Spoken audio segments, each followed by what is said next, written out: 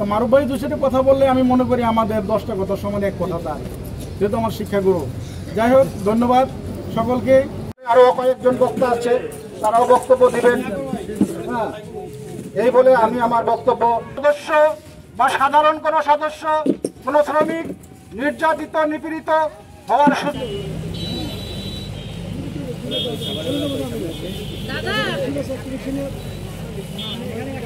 কেউ যদি আপনারা ছাঁটাই হন, কেউ সিগনেচার করে আসবেন না। যদি কথা বলতে গেলে অনেক কিছু বলা হয়, কিন্তু বলা যাবে না, কারণ তারা তার শিক্ষাগুরু, তাদের সামনে কথা বলা যাওয়া উচিত। এখানে ধামরাই, আশুলিয়া, ঢাকা জেলার অনেক নেতাকর্মীরা আছেন, সবাইকে আমার সালাম।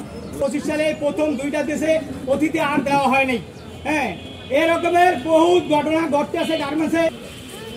তবে আশুলিয়া থানা কমিটির এই আলোচনা সভায় আমরা মুনাফা অর্জন করি, এটাই তো কি নাকি? তাহলে যেহেতু আমরা শ্রমজীবী মানুষ, সে রপ্তানিতে চাকরি করছে 40 পায়, কিন্তু উনি কি করছে জানেন? উনি করছে